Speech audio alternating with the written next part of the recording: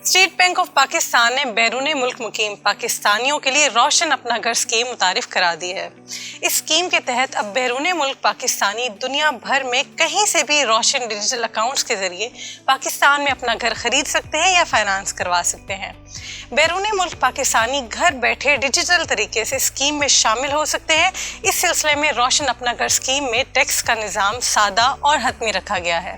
روشن اپنا گھر اسکیم میں جائیداد کی فروخت کی صورت میں رقم مکمل طور پر قابل منتقل ہوگی، جبکہ کوئی اس سے متعلق کسی قسم کی پوچھ گچھ نہیں کر سکے گا۔ روشن اپنا گھر اسکیم میں فائنانسنگ کے پرکشش شرح منافع پر دی جائے گی۔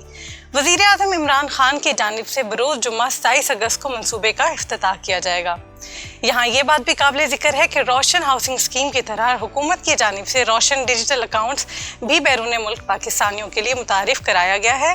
روشن ڈیجیٹل اکاؤنٹ ستمبر 2020 میں اسٹیٹ بینک آف پاکستان نے بیرون ملک پاکستانیوں کے لیے متعارف کروایا تھا، تاکہ وہ بینک جائے بغیر صرف دور سے ہی آن لائن ڈیجیٹل پورٹل کے ذریعے پاکستان میں بینک اکاؤنٹ کھول سکیں۔